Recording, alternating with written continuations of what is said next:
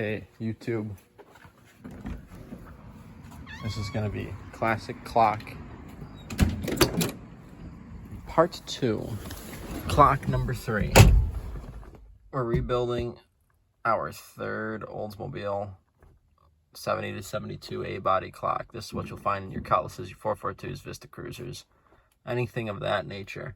The B-body clocks are pretty much built the same. They just look different. So some of the steps are different. The tick-tock tacks are also different. A little more complex, a little more parts. But all in all, pretty much the same process to get the clock working again, at least. I've already done a video on this, but it was like 20 minutes long. This is just going to be a really short play-by-play version. Try to give you guys the basics on what you might encounter when you're rebuilding GM clocks. Here's the new one that I've just rebuilt. And when I say rebuilt, I mean get working again. I have had to replace 0 parts on this clock. The one in the Vista Cruiser needed a new movement because I broke it. There's a spring on there that holds tension on the flywheel, which is that spinning bit right there. That not spinning, oscillating. There's a spring on there, and I accidentally hit it with too hard a shop air, and broke it.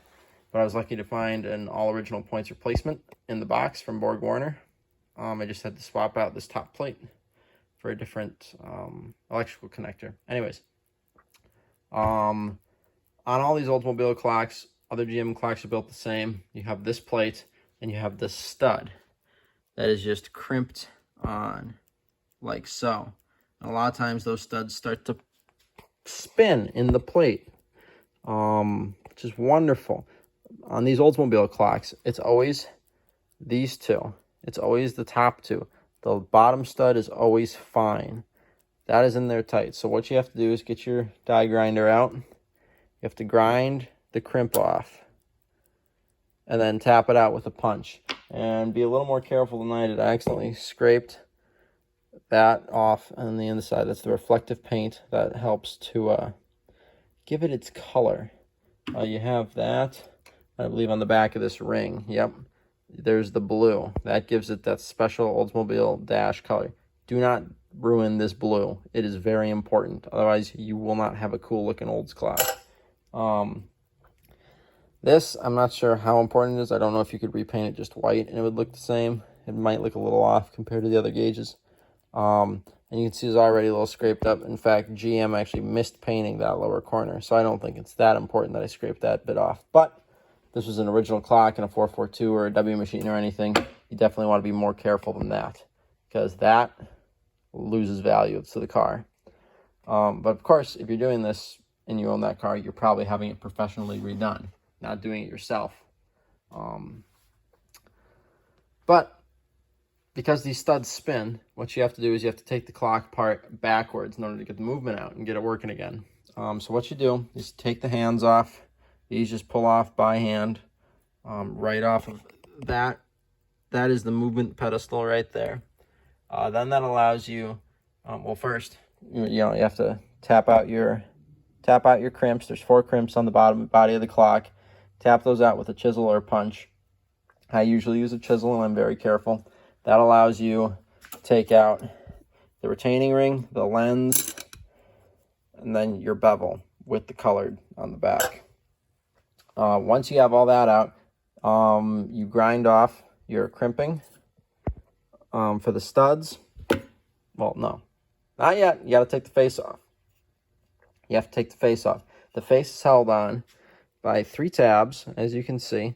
They're bent over a little bit, and they sit in these notches right here on the plate, right there. So carefully go in there with a 90-degree pick. You're going to put the pick just right on the back, right behind, and you're just going to boop and pop that off on all 3 sides. The face will lift right off the clock. Then you grind the crimping for your welds. So this is all put together yet. It's going to look like this. You grind the crimping, except crimping for the welds, crimping for the studs, not crimping for the welds. On all these Oldsmobile clocks, it's always this lower one is fine, but these upper 2 are shot. So you really, on these, you only have to replace 2. And what I do is I just run a bolt in there. I think it's like a 1/4 inch bolt. Again, on a perfect restoration, not acceptable. You'd have to remanufacture it somehow. You'd be having it professionally done, and they'd have the way to do it. They'd probably have this part recreated on a CNC or something. But when you're on a budget, or it's not for a high dollar numbers matching car, all I do is I run a bolt through, tighten it down with a jam nut. I put 2 jam nuts just at the same height as this pedestal on that bolt. And I put it together and I run nuts down on the other side. You can't even tell when the clock's put together. I mean, even if you were to take the clock out of the dash, you're not going to know, because most people are going to replace it as a unit. So it's just something to get you by. Excuse me. Oh, how rude of me. But yeah, so that's really the ins and outs of this clock. All I did was I took very gentle shop air, regulated it down. I had my fancy sprayer with a long trigger, so I can really control that air pressure, get it really down. And you can hear that click of the solenoid. The contact was poor. They were very dirty and they were fouled points. So what I did, let's see if my stupid phone will zoom in. Not stupid phone. It's just a phone. If you look on that point right there, you can see it's a little messy, but I added some solder because it was a little pitted from corrosion, and from every single time you activate a point, it wears down. So eventually, they wear down. But lucky for us, it's only operating. I think they close like every 32 seconds or 45 seconds, somewhere in there.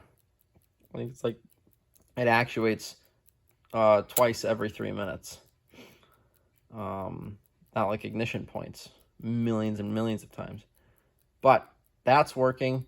The electronics in these old Borg Warner clocks almost never fail, unless you are in very corrosive climates, salt water, stuff like that. And the windows are rolled down. But sometimes these can break and corrode, and then you're pretty much screwed. You got to get a new one. Some places, very few and far between, can rewind stuff like this. 99.999% chance that's not going to happen for you guys. So hopefully you can just replace this part. If you can, you find another donor clock where it's good. You find a new old stock one like I did, and you make it work. And then for lubricant, I've used all different lubricants on all my clock builds. Some people are very particular about that. Like they say you should only use a certain kind. Oh, sorry again. I've used WD-40 on my first clock, still running just fine. I can't really say how accurate it is though, because I didn't replace anything, and the auto advance unit is actually stuck. Another thing on these clocks is the auto advance unit. When you adjust this time, it will speed the clock up or slow the clock down so it keeps better time. And that auto advance unit is on the other side. It's on this plate. It's this gear right here. But a lot of times it's seized, so that gear just slips on the shaft, and it doesn't move the auto advance unit. So the clock in the cutlass is always way too fast, and I always have to slow it down. Which is unfortunate. I really have to take it out, take it back apart, and it will come apart the proper way, and then I can take the movement out and get that auto advance unit working again. But that's a whole other day. And then, yeah, so the auto advance units are seized. But again, I use WD-40 on that clock. It still works just fine. I mean, it sat all winter, not running. I came, hooked up the battery, boom, fired right up again. So it seems to work great. I don't remember what I used in the Vista Cruiser clock. I think I just used WD-40 again because I knew it had worked. And then on this particular clock, I tried this dry liquid wrench lubricant, and the clock started spinning immediately. And then I blew it off, and then I did some stuff, and then I just went with this WD-40 Specialist spray. It's water resistant, whatever. I don't think it really matters, but WD-40 has worked before. But it's silicone. I don't know if silicone... This is sort of a test clock. This is just going to go in a little wooden box on my desk. Make it look cool, so that I don't really care if it breaks someday, I can always fix it relatively easily and not have to take a car apart. So we're going to see what the silicone does to these gears. That's what I really want to, this is my test. See what silicone's going to do, because I'm not sure. This stuff I was going to use because it keeps the dust off, because it's a dry lubricant and there's no residue to collect dust. But we'll see. We'll see how this silicone lubricant holds up. But yeah, another clock has been revived. It's really not that hard. This clock took me about 20 minutes to do, to get to this point. Obviously, putting it together is probably going to be another 10 minutes. But I have a functioning clock in like 20 minutes.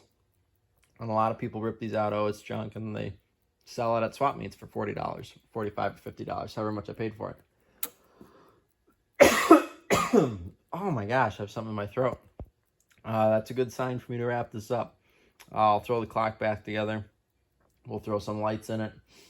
And yeah, I guess that's it. That's about half the length of the other video. So those are the highlights on doing clocks. Super simple. Just take your time, figure out how your specific clock is built, and hopefully, you can find someone who's done a couple of them like I have, and they can sort of walk you through it and show you the ins and outs.